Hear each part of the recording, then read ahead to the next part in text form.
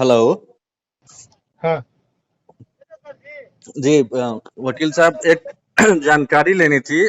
आईबीटीवी से बोल रहा हूँ, आशुतोष मिश्रा। हाँ। हाँ। हम्म, एक मामला है। एक भोजपुरी एक्ट्रेस आकांक्षा दुबे ने वाराणसी में सुसाइड कर ली है। ऐसी खबरें सामने आ रही है। पुलिस को शुरुआती जांच में सुसाइड का ही एंगल दिख रहा है। हालांकि अच्छा। उनके घर वालों ने आरोप लगाया है थाने हम्म। में, या फिर जो मीडिया के कैमरे के सामने में आकर बयान दिया जाता है, उसमें हम्म। उन्होंने आकांक्षा दुबे के कथित बॉयफ्रेंड समर सिंह है, एक भोजपुरी सिंगर, और उनके हम्म। भाई संजय सिंह, उन हम्म। दोनों पर ये मीडिया के कैमरे पर बयान दिया है कि इन लोगों ने ये हम्म। मतलब हमारी बेटी आत्महत्या नहीं कर सकती है, हम्म। उनकी हत्या की गई है। हालांकि जो एफआईआर दर्ज हुई है उसमें हम्म। धारा 306 लगाई गई है।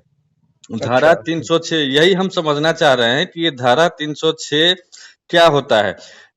जो हमारी जानकारी में उसके मुताबिक आत्महत्या के लिए उकसाने का आरोप होता है, यानी कि जो मीडिया के कैमरे पर वो बयान दे रही हैं उससे इतर केस दर्ज हुआ है हाँ।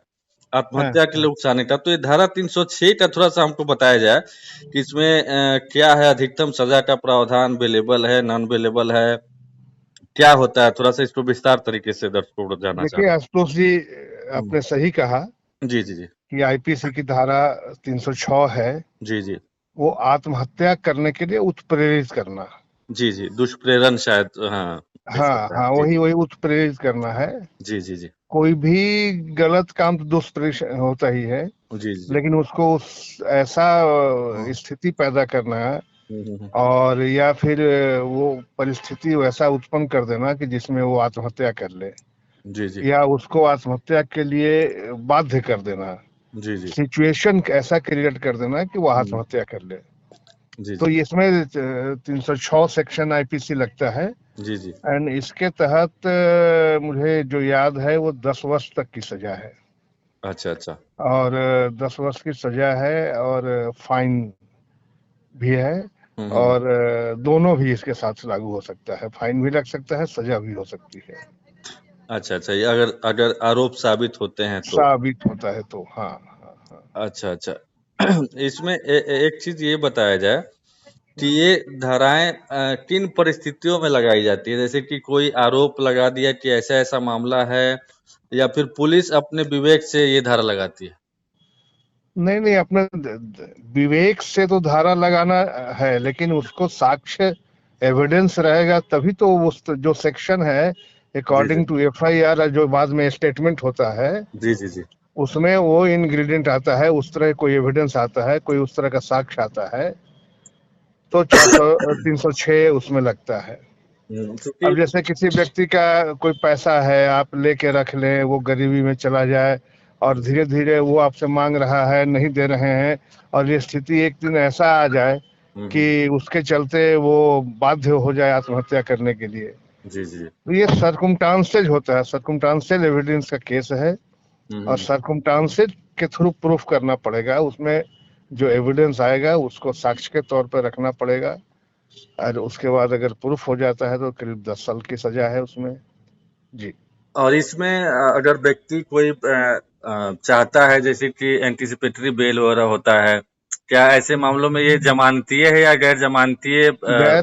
गैर जमानतीय है, लेकिन एंटीसिपेटरी बेल मान लिया कि अनुसंधान में कोई उस तरह का ठोस साक्ष्य नहीं आता है, जी जी तो एंटीसिपेटरी बेल भी ले सकता है। जी जी। और नहीं तो फिर अगर उनकी गिरफ्तारी हो जाती है तो रेगुलर बेल में जाना पड़ेगा। तो हम्म, नॉन बेलेबल है, लेकिन मान ली उतना साक्ष्य, उतना एविडेंस उसके खिलाफ आना चाहिए ना। जी जी जी। अगर साक्ष्य आता है तो हम्म गिरफ्तारी होगी, फिर रेगुलर बेल में जाएंगे, एंटीसिपेटरी बेल लाई नहीं करेगा। हम्म। और इसमें इसमें एक चीज और समझने की बात यह है कि इसमें कहा जा रहा है कि ये धारा शायद जो सुसाइड करते हैं और हाँ। अगर वो बच जाते हैं तो भी हाँ। उन पर 306 के तहत धारा के तहत मुकदमा दर्ज हो सकता है, ऐसा भी हाँ। है हाँ क्या? बिल्कुल, हाँ हाँ बिल्कुल बिल्कुल। हम्म। अ, उसमें देखिए मेन चीज है कि उसको उत्प्रेरित करना, किसी को भी जी जी जी। आत्महत्या के लिए हम्म, उसको उत्प्रेरित करते हैं। हम्म, तो सिर्फ उत्प्रेरण से ही अगर ये एविडेंस से ये साक्ष्य सामने आता है, जी जी। तो उस पर 306 के तहत मुकदमा चल सकता है। अच्छा, एक एक खबर मैं देख रहा था, 30 जुलाई 2022 की थी, सुप्रीम कोर्ट का वर्डिक्ट था, कोई ये था हाँ, कि आत्महत्या के लिए उकसाने को एक जघन्य अपराध उन्होंने माना था। और हाँ, एक आप लोग के साथ आप लोग जानते होंगे, सीआरपीसी में एक धारा 482, हाँ, हाँ, उसके तहत जो फैसला है उसमें ये कहा गया है कि समझौते के आधार पर इस धारा को रद्द भी नहीं किया जा सकता है।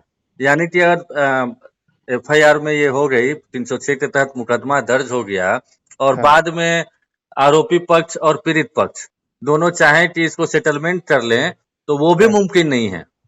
देखिए, जो भी संज्ञेय अपराध है, जी जी जी। वो उसमें किसी तरह कंप्रोमाइज का कोई गुंजाइश नहीं। तब तो किसी को मर्डर कर दे हाँ। और मर्डर करने के बाद हत्या कर दे और उसके बाद उसके परिजन से कंप्रोमाइज कर ले, ये संभव नहीं है। हम्म। तो ये जो भी संज्ञेय अपराध है वो समझौते के लायक नहीं है, कॉग्निजेबल नहीं है। तो इसमें अगर ये कहा जाए, चूंकि देखिए दो चीजें सामने आ रही है, वो थोड़ा सा हम एक बार फिर से समझना चाहेंगे कि कैमरे पर जो बयान दिया गया या तहरीर पर जो लिख के दी गई, मतलब लिखवा आवेदन जो दिया गया और हम्म, एफआईआर में जो धारा हो रही है, वो तीनों में विरोधाभास है। विरोधाभास में इसकी अंतर है थोड़ा सा, क्योंकि कहा जा रहा है और पुलिस की तरफ से ये माना जा रहा है कि हाँ उन्होंने ऐसा ऐसा बोला है, लेकिन हमारी जांच में ऐसी चीजें अब तक सामने नहीं आ रही है, इसीलिए हम 306 का मुकदमा दर्ज कर रहे हैं। देखिए, एक चीज ऐसा समझना पड़ेगा जी कि पुलिस कोई भी सेक्शन लगा देती है, किसी धारा में केस दर्ज हो जाता है, जी जी तो इस ये नहीं है कि उस धारा में उसको पनिशमेंट हो ही जाएगा। जी जी। अब वो अनुसंधान का विषय है। हम्म सेक्शन पुलिस लगा सकती है, वो अनुसंधान होगा, अनुसंधान में जो चार्जशीट सबमिट होगा, उसके बाद फिर कोर्ट उसको देखेगा कि जो पुलिस का अनुसंधान सही है या नहीं है, एंड कॉग्निजेंस लेगा। जब संज्ञान लेगा तब फिर वो केस चार्ज फ्रेम होगा, उसके बाद ट्रायल चलेगा। तो कोई धारा लगा देने से ही कोई दोषी हो जाएगा उस सेक्शन का, ये नहीं, ऐसा नहीं हो सकता है। लेकिन अगर जी। उस एविडेंसेज आता है, अगर उस तरह का साक्ष्य आता है हम्म। और कोर्ट अगर कॉग्निजेंस ले लेती है, हम्म। तो निश्चित तौर पर वो दोषी माने जाएंगे। उसके बाद फिर एविडेंस चलेगा, साक्ष्य आएगा, फाइनल जजमेंट आएगा।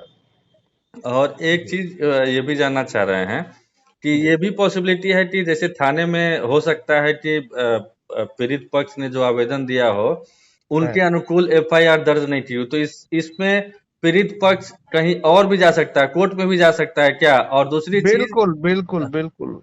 अच्छा अगर अगर पुलिस ने उस सेक्शन में नहीं दर्ज किया है, या जी वो जी। या जो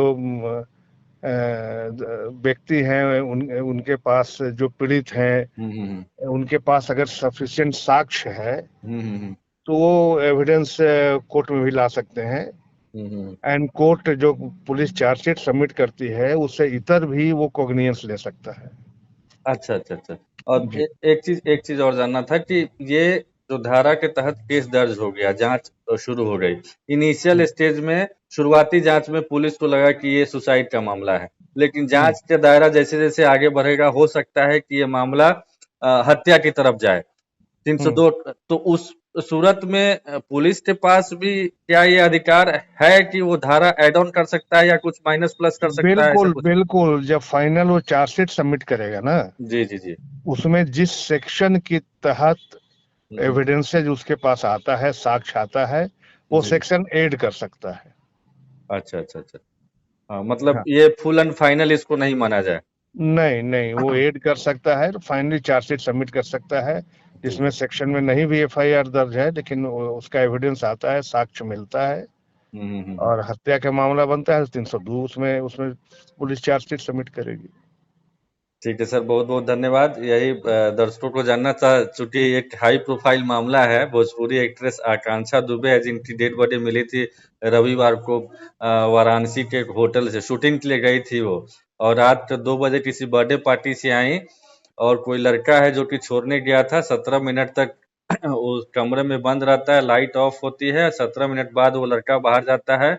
सुबह 10 बजे के आसपास डेड बॉडी मिलती है, नॉक करने पर दरवाजा नहीं खुलता है, तो मास्टर की से पुलिस की मौजूदगी में दरवाजा खोला जाता है, तो फिर ये अच्छा, सामने आता है कि फंदे से लटकी हुई लाश थी। तो इसी पर आज का डेवलपमेंट यही था जिस पर हम आपसे जानकारी ली। बहुत बहुत धन्यवाद सर। धन्यवाद। Thank you. आशीर्वाद इजीकॉन ग्रुप, भरोसे का दूसरा नाम। हम सिर्फ घर नहीं, खुशियां भी बनाते हैं। आशीर्वाद रोज वैली, जिसमें है premium flats with all modern amenities. Patna में लेना चाहते हैं अपने सपनों का आशियाना, तो कीजिए हमारे इन नंबरों पर संपर्क।